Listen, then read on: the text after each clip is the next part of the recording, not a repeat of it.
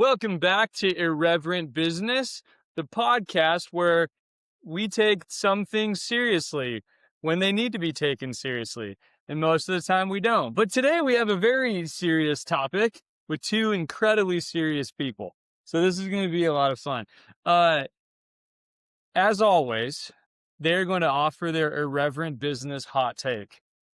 And because we live in a dualistic society, I will either 100% agree with it or 100% disagree with it. No gray areas. No gray areas. Let's go. Yep. Okay. So we have James and Haley from Punx in the Park and Punx with Purpose today. What is your irreverent business hot take? That was on you. I would like to talk about the sense of belonging with youth and our hot take on what that means to our community. Okay, so what is the hot take? Give me one sentence. Sense of belonging creates community? Is that a hot take? That's pretty mid. That's So pretty this is good. just I you mean, two how do I- telling me I How suck. do I or- disagree with that? I guess. That is a pretty hard one to disagree with. Well, For sure. it is and it isn't, because I'm willing to poke holes in it Let's because go. this is irreverent business. Let's go. And here's one of my hesitations. Are you ready for this? Can you make a space that is so safe that it actually becomes unsafe for some people? Absolutely. Can inclusivity go so far that it actually excludes people? 100%. Absolutely. We see it all the time. We do. Just kidding. What do you mean? Tell me more. No, there becomes, self-policing within certain, mindsets and concepts of what people think that they want to have in society. Definitely pushes those who are outside of that framework away. So you cannot create a safe space for everybody. We can create soft spaces, though. Okay, tell me what the hell does that mean? So we've always said that we can't create safe spaces because we can't control the surroundings. We can't control, like, if somebody is sitting with me and they experience racism, right? Like, I can't relate to that. Or if somebody, if I look like somebody that was an abuser, what I can create a soft space, which is controlling the snacks, the water, like getting them drinks, the lighting, the scent, like those type of things, right? And so you can always control softness. You can't control safety because you can't. Or our reaction to their, adverse nature towards us. Yeah, we can either in that sense. tell them to calm down or try to meet them where they're at. Always tell you, listen you just need to calm down. But also, Yeah. like she said about maybe my looks trigger you because I remind you Yeah. of an abuser. That happens to you. I'm a big guy, bearded guy. I look like a jerk of a dad. And a lot of these youths and one adult that punched me during a birthday party see me as being like Their that abuser, yeah. oppressive father figure. Wow. You know what I mean? And then so it's my obligation, at least based on what we're doing, to try and in that moment ease their mind and be like, I totally get it. I do look like that. I'm not that guy. Mhm. We'll get there. We'll get through it. I think it's funny though, because we've asked the youth who they think is the scariest, and they say all the time, look wise, James, but then it's either me or Cheyenne. Yeah, that's they get to know scariest. me. And they're like, he's the softest. So, but yeah, I think that just safety, or even bringing youth, calling them in, right? And not calling them out and being like, well, yeah, we can't, we're here for everybody. But then talking to them about it, right? And I've had many, many conversations with youth, yeah, I totally hear you, but here's a different perspective, right? You can't belittle somebody into your perspective. You need to educate them, because I've been belittled. Oh my goodness. That's and cut. I've been, talked down to about situations that I don't understand. But if somebody took the time to educate me, I would have been like, oh, okay, I understand that now. Yeah. But when you're being talked down to, you're automatically going to be against it. Well, I might even fortify your position in that case as well, because if you're going to just instantaneously attack me for, my views or the way that I'm portraying myself to you, because that's offensive to you, Yeah. and I don't understand why, and I'm confused as to the reason why that's doing that to you, I might just automatically will be like, dude, well, screw you then. Like, I'm going to be more of it, or I'm going to you know what I mean? Like, I don't like to be put under somebody's thumb just because, I don't smell right to that. Yeah. Well, you made the, I mean, again, I think that the phrasing you use is really intentional. Just sense of belonging creates community. And one of the things that, and this goes back, this is a couple beer story. But I was a pastor for 10 years, and one of the highest, I don't know what the word would be, one of the priorities in the church, however you want to define that, is agreement. And it took some pretty significant stuff in my life to figure out that was a really low bar for unity, like really a crappy goal, to be honest. Because if I agree with everyone around me, gosh, I'm missing out on so much just cool stuff in my life, right? Also, there's this idea that came from the 80s, which was, if you see something, say something. If it feels unsafe, it is unsafe. And there's been a lot of stuff that's pushed back on that in the last like 5 years specifically, like post-COVID, that's been like, I don't know that was actually healthy. Yeah. Because there's so many variables in it. And so we've ended up creating a culture of safetyism that requires that you look a certain way so that I feel better. 100%. And that's been, we have our soapboxes, we have our fingers in your ears, we have our sacred cows. Again, like we started the podcast and I make a joke about the duality of it. It's like, you either choose this or this, right? So I 100% agree with you. Because I think sense of belonging goes beyond the idea of agreement. Yeah. Now, you guys work with youth. Yeah. I don't hang out with youth like I did back when I was a youth pastor, right? What are you guys seeing in their culture, in their movement when it comes to that kind of topic? Are they asking that everybody see things the way that they see them, or are they more open to just differing ideas, I mean, you guys, before we recorded, you were talking, someone doesn't support your organization, a kid doesn't support your organization because they heard you used AI for something. Yeah. Yeah. Like, that's a pretty hard line. I guarantee you, if that youth came down and checked out and saw what we were doing, they would have a different mindset. And so that's an excuse, maybe. Yeah. It's just the culture, right? Like being uneducated about AI or whatever that, I mean, I'm not going to get too much into it, but back to your question. I think there's like some youth that really want you to see their perspective and you need to obey it. But I challenge it every time. Be like, yeah, I hear what you're saying, but what about this perspective? Or how do you talk to me like that? And I think youth, like, we have built a sense of belonging, right? Like youth come in that are obviously in gangs and they'll tuck their bandanas in their pocket. They don't bring it to Stormy's place. Yeah. They understand neutral. They understand this. I was going to say neutral because I wanted to say they know it's a safe space, but that's not the point. It's a neutral space. Yeah. And so we have very basic rules. Like I just tell them, like, don't be a jerk. Don't vape. That's our other. Don't vape in here. Or like charge your vape there. But I think that is just very a sense of belonging, like brings culture and family. And like, when we first started Stormy's place, they were coming in with their friends, right? And now they've built their own community within Stormy's, and now they're making friends and coming with different people, and they get so excited, and like they bring new, faces, and then those new people come in without the people that originally brought them in, and that's just the sense of belonging that youth relate to us as adults, right? Like, okay, so I mean, this is kind of a bigger question. How the hell do you guys create a space that allows people to come in and belong? I mean, what are the Personality. What are the things?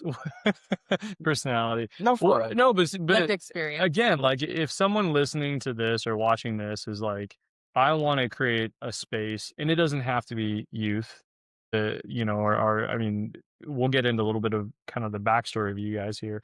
It doesn't have to be youth. It could be whatever, business networks. It could be neighborhoods. It could be whatever, sports teams, whatever.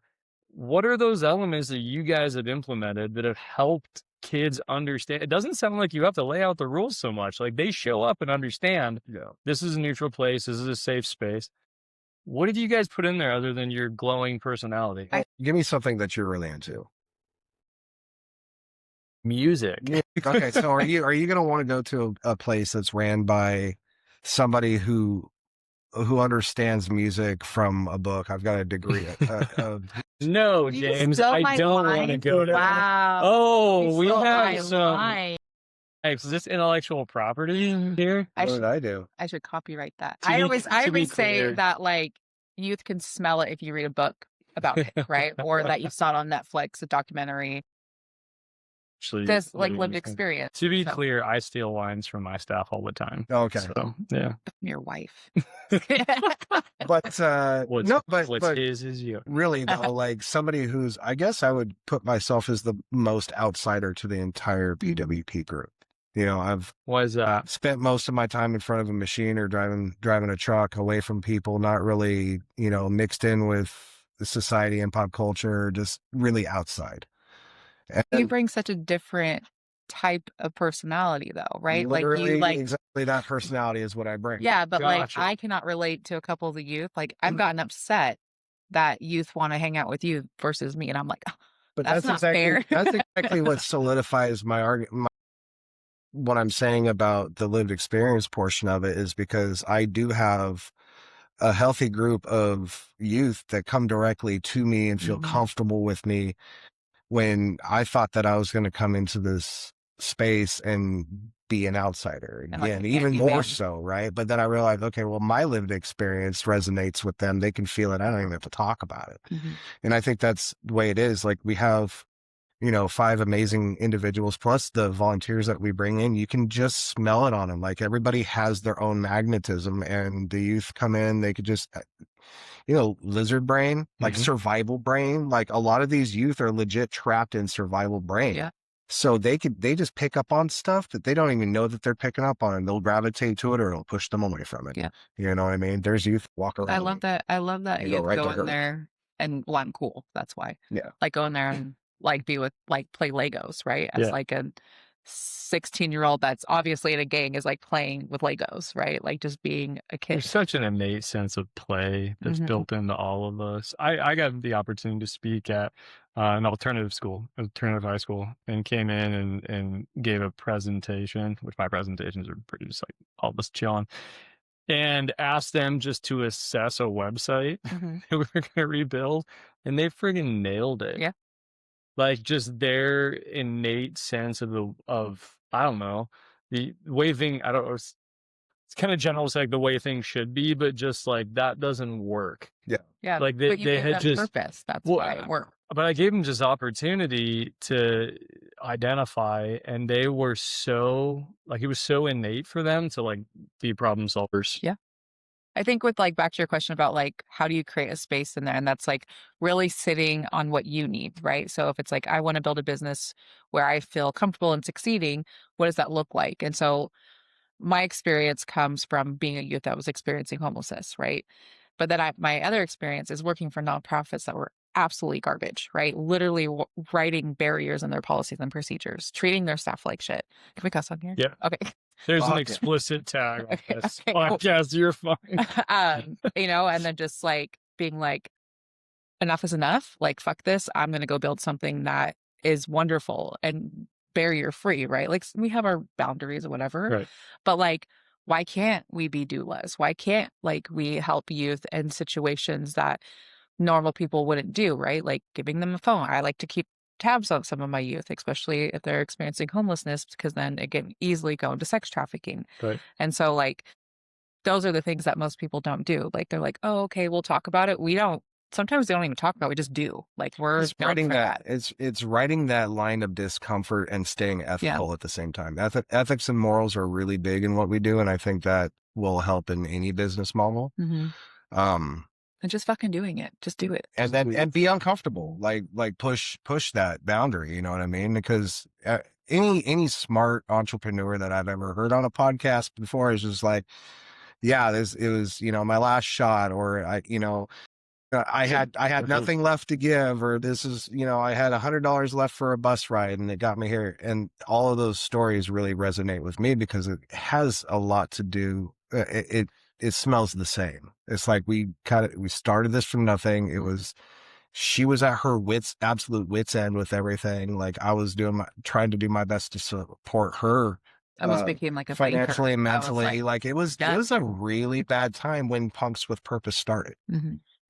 And how long ago was that?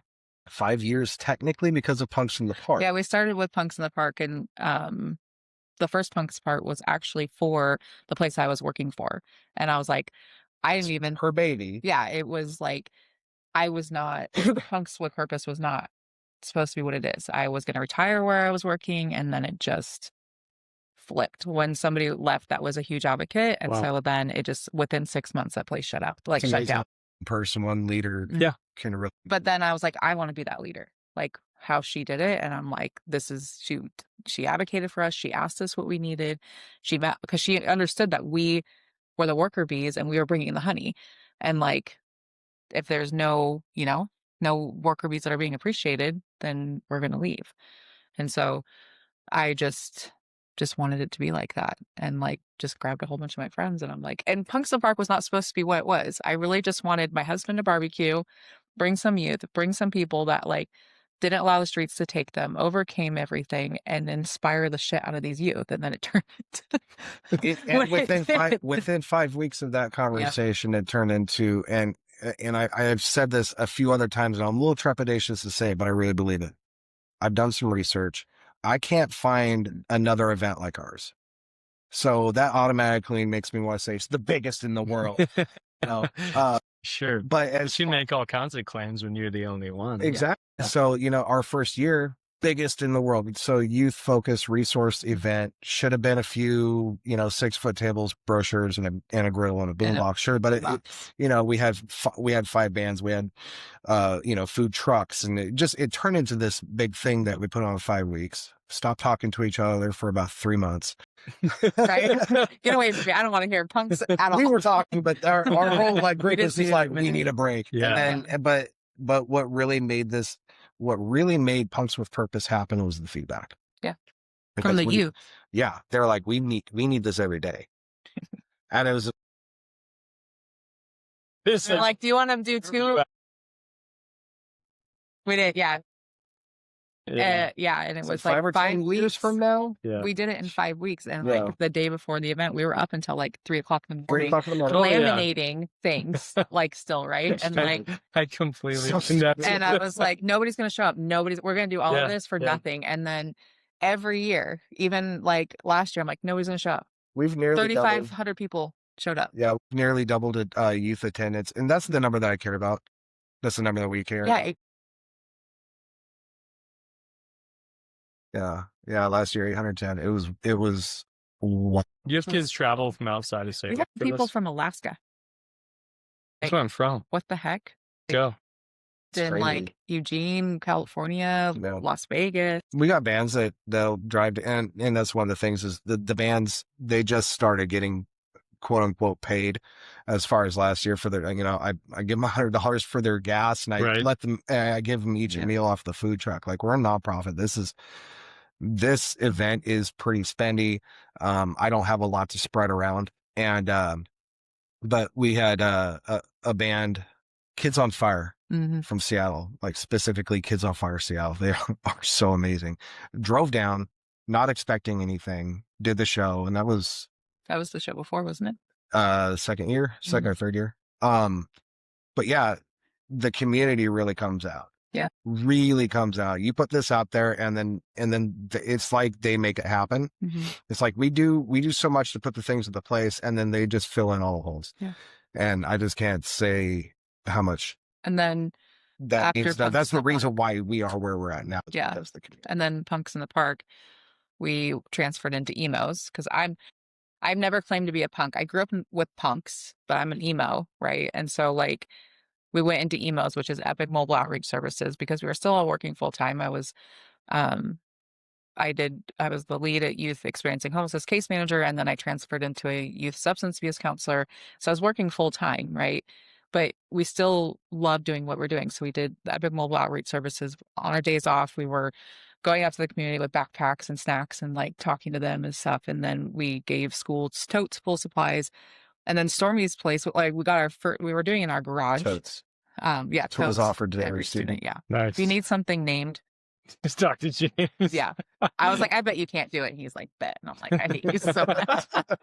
He even named emos because me and Cheyenne, we were like, I was like manic. We were at Sherry's at like 2:00 in the morning and we're like, oh, like, what would this look like? And he was like, Epic Mobile Outreach emos, good night. I like woke him up and like, that's amazing. I just went back to sleep. But, you know, and then we went from the garage to like a 200 square foot office. And we were so excited. The And square like, foot office was so cool. It came out this I was gonna say it fits about the studio here. yeah. And then That's awesome. we got really excited, but then we filled it up and then we needed more space and we I got was one literally- station and it filled it up. yeah. And I literally like was like found this place at downtown, like secluded, like it was just amazing and like for less than $2,000 a month. And I'm like, Wow. let's go. And we had like just enough. That was so scary. Yeah. And then we got a huge grant from Right ODHS. at that- We were like, we only have $4,000 in the bank. Like, how are we going to pay the employees and like for December and then, or for January? And then we got a check for that would It's awesome. for the whole year. But we were like,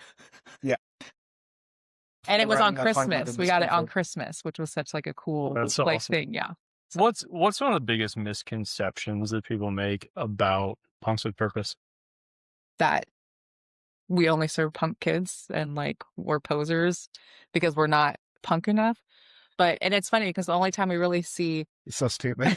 Yeah, I mean, it's so good. I grew up playing punk bands a lot, Yeah. right? And it was in this thing. Punks in Alaska. Oh my but god! I mean, it's just it was you had the scene kids, you had the punk kids, like the emo kids. You had the like if you listened to Dashboard Confessional, you weren't punk enough. Oh my gosh. If you didn't listen to Rancid, you know, like it was like there were all these qualifiers to it, right? Yeah. So and I worked at skate shops. I was a terrible Alaskan. Like punk, like I grew up in the punk culture, right? And I fell in love with it because it was family, right? Totally It didn't matter. agree. We had all sorts of different people in my like group. We had Yeah. skaters, emo, scene kids, punk kids, all, you know, but we all came together because we were street kids.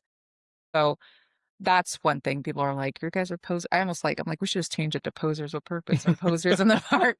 You know, it's still PWP. Like, Just embrace it. Yeah. Go. Yeah. and then most of the time the only time we really see punk kids are during Punks in the Park. We have Well, all there's a like few, there's a yeah. few that go to Stormy that are punk kids. So that's one of the biggest misconceptions is it's only for Yeah, and that we only help homeless kids, but we No. help all kids. Like, okay. So give me a rundown of the services you guys offer. what services do we not offer? Is that a shorter list? I think Where's it's my- short. We just offer wraparound services, right? So we're starting a doula program here soon. Amazing. So helping youth that are teen parents or teen pregnancy, but it's not just like during birth, right? It's like afterwards and it's Right. before and it's grieving if they've lost a baby somehow or like Wow. adoption and like just going through those steps, right? We offer, you know, getting them back into school, getting them back in just mentorship. Do you need your ID?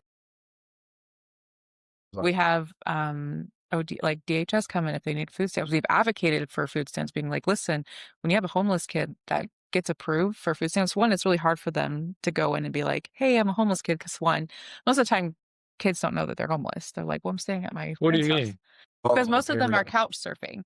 And so they don't know because they're like, well, I have a roof over my head. And I'm like, but it's unstable, right? Like, even in my opinion, foster care is a form of homelessness because it's so unstable, right? You can get kicked out anytime. So it's unstable housing, right? And so, them asking for help and being like, hey, but then their parents are claiming them that like, that they get food stamps and then the parents get the food stamps taken away and then they get called and they're like, hey, this kid is still with me, but they're not. Yeah. And then the kids get the food stamps taken away. And so we advocated for that. And now this is like one of my favorite things. Stuff like- Keep going. By the way, we're Um, drinking water, just to be clear. I didn't happen to only have solo cup. But now they have a box on like, this is a youth experiencing homelessness. If they get somebody calls and says, hey, they're actually home, you need to contact the youth to make sure that's the real thing. Because then the youth get the food stamps taken away and they're like, oh shit, And what's back really office. cool is these entities are actually coming to us and asking us questions. Yeah. Like That's cool. where are the barriers at, which is really cool about You guys are the boots on the ground, Yeah. actually, like, yeah. and again, creating those spaces that they can come to when they need it. Yeah. Not the opposite. And I'm not saying anything negative about No. other agencies or organizations, but oftentimes it's like, here's the schedule. Yeah. Yeah, usually And- Versus, template. yeah, exactly. And versus them showing up just because you guys have the doors open. Yeah, and I'm the CEO and I still have a caseload. You're actually the CEMO. Sorry. I'm the CEMO. Yeah. But I still, like, my board's like, you just need, I'm like, no, if you put me behind a computer all day, I'll quit. My passion, when I'm in a bad mood and I'm at Stormy's place, my mood changes because I love working with youth, right? That's my calling. That's my purpose. Yeah. And so I think that's just a youth, our prevention. Like 75% of the adult population that are experiencing homelessness were youth experiencing homelessness. Like, hello? Yeah. That's I'm not great at math, but I can connect two dots. Quarters. That might be, causation, not just correlation, maybe. Yeah. And then people are upset about the homeless population. It's like, well, We need to get back. Yeah.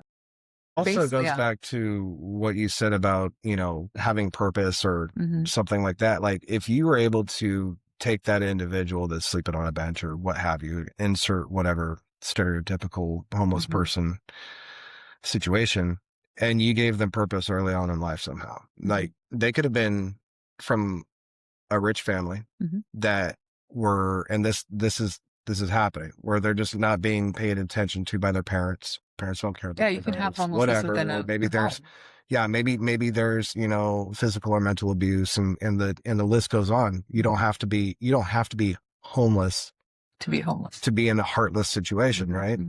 But if that individual was to come to Stormy's place and then find themselves amongst a bunch of peers who are going through a lot of the same shit. So this is that added layer of wraparound service that we give, is just giving them a space to be around, other people that are like them. Then they perhaps will grow up with a sense of purpose and use that to, be in a better place. Yeah. And I have two things with that, what you're just saying too. Trying to work ourselves out of a job. Right. I think that will well, and of course it's like, that's the goal, but it's also the reality of like, wouldn't that be cool? I that was one of my biggest things, was like, I want to work myself out of a job. And James was like, and this is when I worked for that company. And he's like, babe, they don't want you to work yourself out of a job. And I like literally sat up and I'm like, they don't fucking want me to work. And he was like, a light bulb. They don't need to accomplish the mission. Yeah. What's the point then? Because it's a multi-million-dollar company. And they found that suffering was worth a lot of money. Yeah. And so, and I'm this might be like cliche too, but like purpose also comes with love, right? And I can give the example that me and my sister, we went through the same thing, Stormy, which is what Stormy's place is named after. But my dad's other two kids, we went through the same thing, right? But different avenues. Me and my sister had lots of love. Like regardless of our situation, somebody loved us somewhere, right? My other two siblings, they very felt like a burden, didn't have the love. They had like all this, stuff. And like now, like my brother is like chronically homeless. And my sister just got out of addiction, right? And both are struggling with real big health issues. Yeah. And it's bad, right?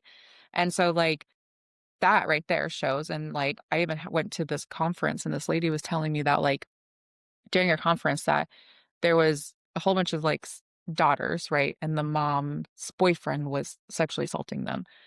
And she told like every single one of I think there was like 6 of them that were getting sexually assaulted. And she told every single one told the counselor, yes, obviously the act was super traumatizing. But what made it more traumatizing was that my mom walked in. She knew, but she didn't say anything. She didn't believe us. She didn't show us that love. And that is where that is, right? It takes one person to believe in you. My first real experience of somebody believing me was in Job Corps. I'll never forget this. And I still talk to him to this day. I got my GED, and like everyone told me I wouldn't be able to get my GED or my like education. And I was so stoked that I called my mom and I'm like, Mom, I did it. I got my GED. And she said, fuck, you did it. Like, and I was like, wow. And he heard it. and he grabbed the phone literally out of my hand. And this was like an old school phone with a wire, you know. And he was like, listen here, your daughter did that. Wow. And you should like be proud of her because she worked her ass off. And he hung up on her. And I was like, oh, No. I'm like, I'm gonna die. Good. And but that moment I was like, wow. So it's advocacy. Yeah, it's like all those things he as loved well. me through that, right? He saw the disappointment instead of being like quiet about it. He I was like, oh. And so, but I really think that with a sense of belonging, a sense of love, a sense of community really changes your narrative, right? It really, and it has, like, we've seen it. Like, I have youth that I've worked with that weren't on track to graduate from high school, was on the principal's like list, like honors, The right? dean's list. The yeah. dean's list, Wow. and got scholarships to go to college, right? And has their peer support specialist, like completely, like when I met this person, she was like, I don't fuck with you. And I'm like, here's some candy. Let's talk. Give me a chance. You know? For sure. And then she was like, can I be on your caseload? And she's aged out. And I'm like, she's like sad about it. I'm like, girl, you can still hang out with me. I still have youth that are like 21. I'm going wedding dress shopping with her next week. It's amazing. And so like really like being consistent and loving them and like calling them in instead of calling them out, like really changed the narrative. And it, Wait, say that one more time. which one? Calling them in rather than and calling them out. Yeah, like Put that on a shirt. Put that on. And then we also- Everything, dude. and then you Stickers, have to add a little bit of cringiness to it, right? I like all the time I make fun of their like slang. Like I really want to call it what cringe with purpose and like sell swag for it. Do it. And like I literally made a sticker that says all unk no or all riz no unk. All riz, no unk. Yeah. Amazing. So you're like, ugh. Guys, I mean, the first time I heard or met you guys or even heard anything about what you do was at a community event that Jacob put on with What's Happening Salem. And it was celebrating people who had contributed to community. I'll never forget because you got an award. Yeah. And you went up there and interviewed. And my wife elbowed me while you were talking and said, like, we're in. Like it just, I mean, because it just so much, and not just on an individual basis. And I'm sure you guys could tell stories, just story after story after days. story, right? And that's, I want to celebrate every single one of those. I also want to look at the bigger picture here, which is we are in a state that chronic homelessness is significant. And you guys are on the front lines of trying to impact that on a generational scale. And I want to just like take a moment. I know Irreverent Business is like, whatever, I just like to fuck around here and have fun. But like, that's serious stuff. I'd ask. Yeah, that's serious stuff here. And I mean- addiction, there's like hardly any like anything for youth to like detox at and like rehab. It's primarily just for adults. Yeah. But if you think about it, right, that if you don't solve the problem when it's little, Correct. or even that, it's future business. Like dead ass. Let's just be like, call it what it is, right? Yeah. That is like big business, right? And so there is a lot of people that like do advocate and they're like, hey, like this is not okay. But like that, and like, and I realized that when I was working out that one place, like this is their future clientele, and I'm causing that barrier for them to make millions off of them. Like, absolutely fucking not. But on the same token, you know, some might be a little afraid to call her out for taking business away from him because she is a pit bull when it comes to advocating for the youth and for what we're doing. And that to like flip tables. Oh, I want to get local people. That's all right. I know a guy that once did that too. Like, I want to get this like a 3D little hashtag Jesus. I want to get like a 3D printed one and just like table. Yeah, and just like Just put it flip it? on there and then like just flip it when I'm starting to get pissed. I'll be happy to try to figure out. Well, it's funny to see her like in a meeting or something like that. Somebody says something, and then you see people from other tables like look at her. Yeah, Like, she's just like, yeah. Like make bets now at this point when I'm gonna say fuck. I mean, dream this up for me. What does Punx with Purpose look like 5 years from now? Shit. That depends on the program, really. Stormy's Place, I would suggest it would be nice. Stormy's Place, it would be nice to have. We're working on getting a better space for Stormy's Place. We need Stormy's Place needs to have its own bones. We're currently in, you know, a shared building with other, you know, businesses and stuff like that. So it's a bit rough trying to keep that balance of, Yeah. you know, come on guys, don't hang out in front of the door. Stop vaping in the elevator. Maybe elevator, you know what I mean? We give them nicknames at this point. Like if they leave trash, I'm like, "What's up, trash?" Yeah. We had a kid named Milk for a little bit because he spilt milk all outside. Pockets. So, and then, yeah, you said the name, but I don't know. So I really want to open a place for youth to be able to get job experience and jobs and like be able to manage their money and do those things. And so we're not supposed to talk How to register, Yeah, you know, order stuff, the whole thing. yeah. And so I've been trying to manifest Practical it. It's called like training. Crow's Nest. And my favorite part about it, and like I hope people steal this, like honestly, like not the actual crow's nest, but like we want to be able to serve coffee, and like when a youth like is in danger or whatever, like kind of like an angel shot, you tell the bartender, "Hey, I need an angel shot," they know you're in danger. And so if they order a puncccino, we know they need services without exposing them, right? Or separated from their abuser in the shop. Yeah. And then people are pressuring us to open a shelter. Like there's a couple shelters. I really want to open a dorm style shelter and like teach the youth community and like, help them with like create like rental history for them, right? Because in Oregon, you could be 16 and rent. Yep. Try finding a landlord that will do that. And it's like you're literally breaking the law. Like so we have cracked some barriers, but then there's like a subset of barriers that is just like, okay, so now I'm here. It seems like that, like just constant one after another barrier that we have to crack until there's an actual like fluid movement to the problems that we're. I would really love to have the original idea of emos of like having an RV that's mobile, right? And then youth can come in, take a shower, do the laundry, and like just hang out, right? Well, mini clothing closets. Yeah. Right? Yeah. And also just a vehicle would be nice too. Yeah. We've been running our vehicles in the garage, but one of the big, coming from the Punks to the Park perspective, is kind of franchising it out in the sense that like we have had other cities. I think it was Arizona and California. Yeah, be like, yo, what are you guys doing? Both of the other states, by the way, right? Yeah. So Phoenix and oh, okay, yeah, there we go. I've driven through California. Stop and take a picture. Oh yeah, of course. But it would be really cool, and it's kind of like this to take our child, which is Punks in the Park, organize that shit inside of a binder, which we can do at this point in time because now we have a foundation. Yeah, and you get years of experience and how to do it well and what not to do and all the things. I can, jump in the car, jump on a plane or whatever and go to another city that is interested and be like, okay, this is how we do it. Yeah. Starts from A through Z. But there's so much that can't be taught out of that book. So that's true. So I would assume the attrition rate per city would be probably pretty high until they figure out a way to figure it out. But what I would like to do is essentially take our structure and our bones to other areas in the country that need it, which is everywhere. It's true though. Yeah, and set this up because I think what will happen is it's not just the outreach. It's then people are going to do the same exact thing that they did to us. Yeah. Shit, we need this every day. Yeah. And somebody within that organization or within that community is going to be like, oh, I'll do it.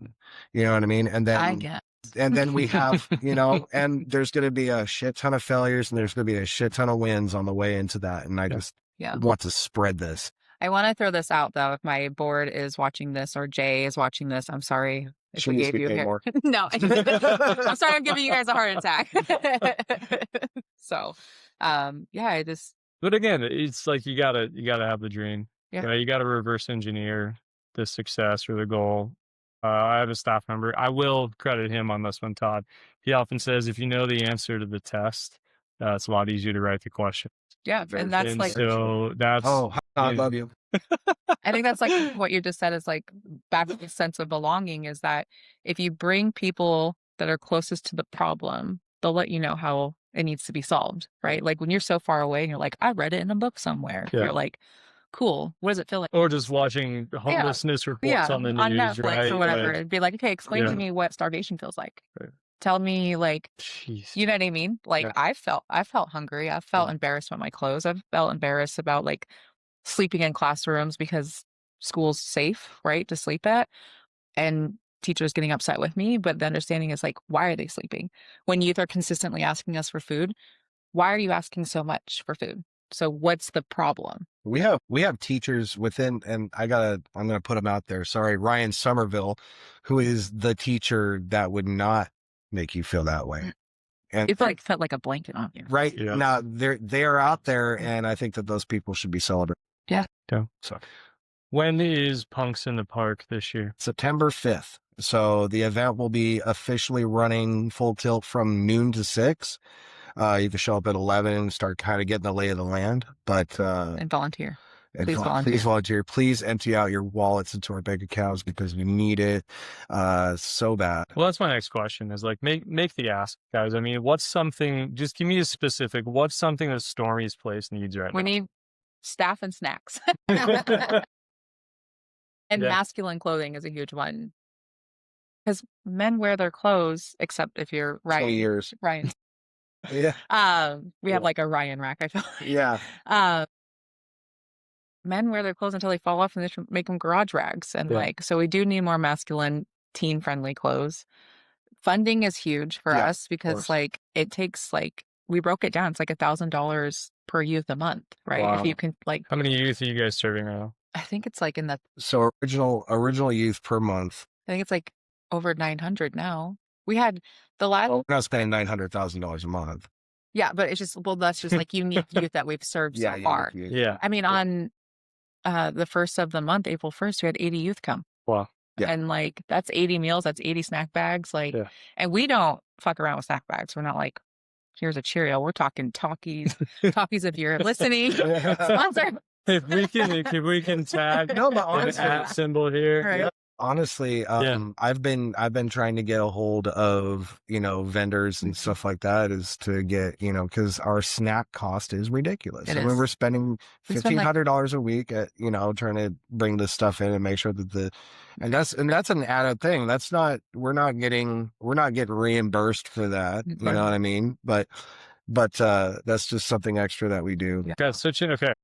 For anybody listening, that's such an easy thing. I think so. It's contributing toward your guys' snack budget. Yeah. And we have Like- all right, I guess we didn't even talk, we have our food pantry too called Tony's Corner, and youth utilize that all the time. So, Okay, Punks in the Park. You said we need volunteers. Yeah. What does that look like to volunteer at Punks in the Park? So volunteering at Punks in the Park is there's a few different places. For everybody. There is a job for everybody. We have the volunteers that will be face to face with youth, and that comes with a certain amount of responsibility. We do background checks, we do trauma informed training, and that really, we're trying to keep the weirdos out. That way the people feel safe, increase that safety. So those people actually get to have Experience. a real experience face to face with the youth, and they'll tell you like, hey man, this is amazing, this is changing my life, or thank you for doing this, or you smell weird.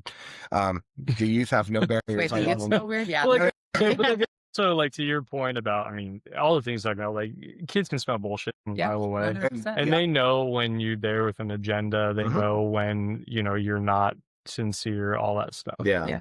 I'm here to make myself feel better. Like, But no, then- Right. come and serve the community. Be a And, part of this. and actually being a volunteer at Pumps in the Park, and I'll tell what the other couple are, but it's hard work. Yeah. It's all day. Mhm. It's hot, there's a lot going on. It's chaos, but it is. It is after shiny. when you're done, it is very shiny. So you just, I'm part of Pumps in the Park. That's Yeah. really cool. And at the end, you're gonna be licking your wounds for a couple of days. Yeah. Yeah. But that experience is something that, I mean, we just talk about it for months. It's And amazing. yeah, and people will sign up from like set up to tear down, but then by the time it's time to Oh tear my down, God, they're like, dude, I'm that's out. Like, I have obviously never played in a band. Yeah. or I'll tell you that much. I do Punks in the Park set up to tear down from 3 days before to 3 days after. Yeah. Don't sign up for set up to tear down the day. He's so He grumpy. gets so grumpy. I get a little crabby. How many energy drinks? All of them. We have to have assistants because he gets mad at me too. Because I'll just roam around and I have like those little earpieces, Yeah. and I'll just take them out. And then I'm like, where's Where is you get get my now? daily? So now we have assistants. So, and that does remind me of something. I need volunteers for loading the trucks the days prior to it. If you don't want to hang out with you, the days after it. Stage and sound. We have a really good stage and sound crew. I mean, they can always use extra hands. There's all kinds of things to do there, and usually I kind of shoot for around 100 volunteers. Well, Yeah. that's what it takes, though. 100 volunteers, 12 security, 2 trucks, and there's gonna be so much food this week. 75 Like last year, the food youth trucks ran resources. out of food. wow. Yeah. And so Okay. 2 of them went to the store and got more food. Yeah, But it was still, wild. I didn't get a baked potato. That's whatever. Jay Greenfield, when you told me that you were going to have like 10 to 12 food trucks last year, I was so upset with you. And then When it happened. because it was double. That's Yeah. double the amount that we had the previous year. I'm like, they're going to be upset. Yeah. And during Punks in the Park, we have the passports, right? So they get a passport, they go around the resources and come back and get a prize. I printed out 500. Within the first 2 hours, it was gone. Done. And I was like, what the hell? Yeah. And so one of our friends, like somebody, I was talking to her and somebody kept, they're like, we're out of passports. So I was like, what? And she ran to our house and printed 500 more for us. And we're just Amazing. like, Yeah. holy crap. What's the expectation this year? How many attendees? So this year, see, that's kind of a double-edged sword, right? Like I want the youth to come there and experience it, get the free food, get their clothing, get their haircut, do all the things, right? Battle vests, enjoy the music, and then experience us as punks with purpose, and all of the local resources. So I want that number to be high, But 8, 10, but I don't want them.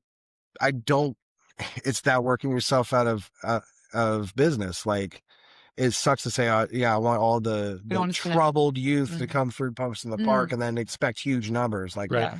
so it's kind of And that, I think that break, like the troubled youth It's part, tough. it makes my Well, like, it's realistic. You're setting realistic expectations. yeah, I we don't think want to that's spend the $1 million reality of on it. food. Yeah. So I'm gonna throw out my expectations for this year, and I think it would model last year. I think last year was a really good event, and so I'm setting my expectations at dead even with that one. About 800 youth that are actually utilizing our wristband services, Yeah. and then probably anywhere between 300 to 3,500 people for total daily attendance. Jeez.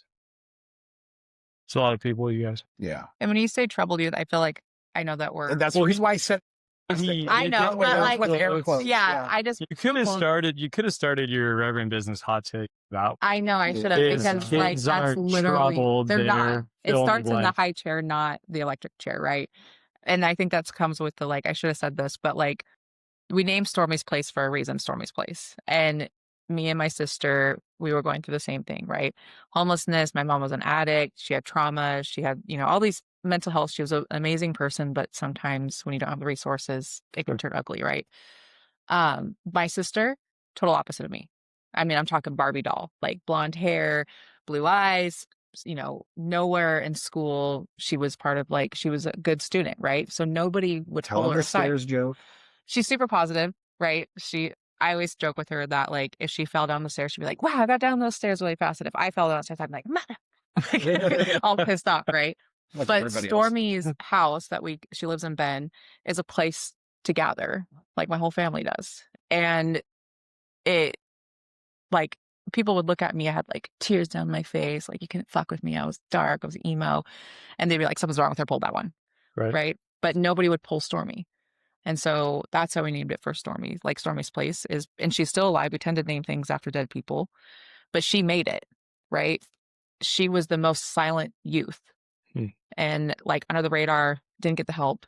And so like that really brings And that we see that every Sure. every day. And so, but it also sounds like you're just going out to hang out with your friend. Like I'm going to First place. Yeah. Yeah. So Amazing.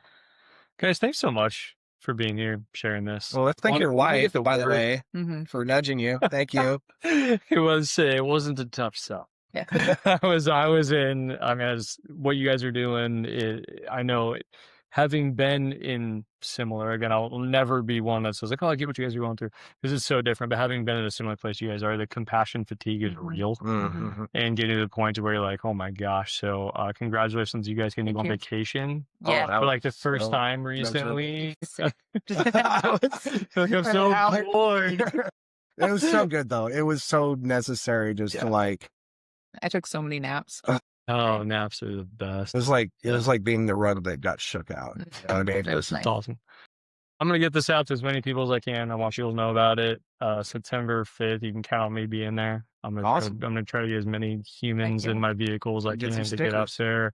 Yeah, sticker. To be a part of what you guys are doing. I think it's really Nice. awesome. Nice. Let's We'll go. see what we can do. So, guys, I appreciate it. Thank you. Thank you. Thank you.